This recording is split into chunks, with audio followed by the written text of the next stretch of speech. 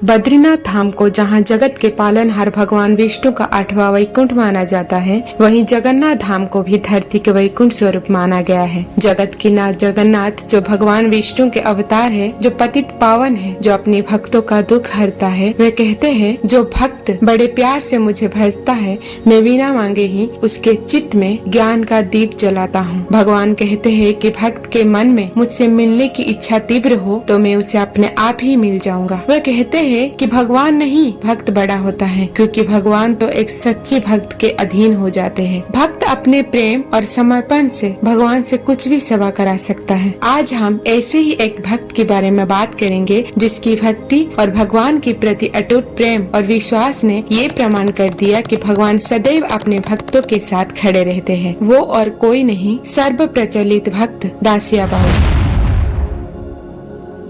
पुरी से 2 माइल दूर बालिया गांव है, जो दासिया बावरी का घर था। दासिया निचली जाति का था और वो कपड़े बुनकर अपनी जीविका चलाता था। वो भगवान के नाम का निरंतर जाप करता था, क्योंकि उनका मानना था कि केवल वही एक है जो उन्हें मोक्ष और जन्म और मृत्यु के चक्र से राहत दिलाएंगे। उसने भगवान की भक्ति और आराधना में खुद को पूरी तरह से शामिल कर लिया था। उनकी एक पत्नी थी जो ईमानदारी से उनकी सेवा करती थी।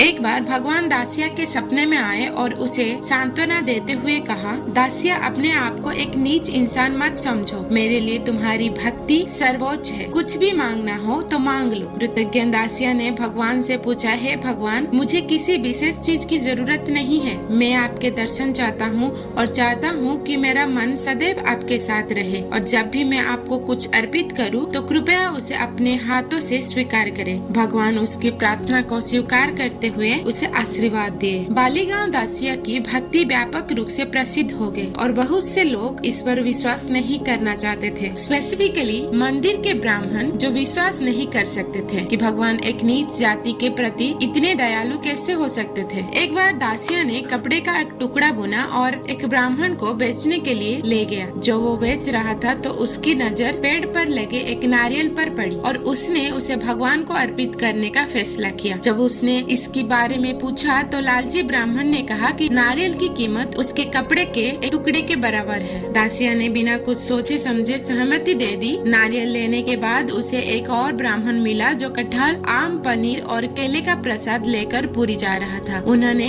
उनसे अपना एक नारियल का प्रसाद ले जाने का अनुरोध किया और कहा, अपना प्रसाद अर्पण करने के बाद कृपया मेरा नारियल भगवान को अर्पित कर देना, और उन्हें बताइए कि बालिगांव दासिया ने इसे उनके लिए भेजा है। अगर वो अपनी हथेली फैलाए तो नारियल दे देना या फिर उसे वापस ले आना। वो ब्राह्मण उसे पागल समझकर नारियल को स्वीकार किया और जानता था कि वो किसी भी तरह उसे नारियल वापस दिला देगा। पुरी में ब्राह्मण का प्रसाद और दर्शन पूरा होने के बाद वो वापस लौट रहा था, तब उसे अचानक नारियल की याद आई। मंदिर के अंदर गरुड़ स्तंभ के पास खड़े होकर उसने भक्ति भाव से भगवान को पुकारा, हे भगवान, बालिगांव दासिया ने इसे आपके लिए भेजा है, कृपया इसे स्वीकार करें। गरीब ब्राह्मण को अपनी आंखों पर विश्वास नहीं हुआ जब एक चमकीला बड़ा हाथ उनके सामने आया और चढ़ाया हुआ नारियल ले लिया। इस घटना से दासिया की भक्ति की ख्याति दूर दूर तक फैल गई।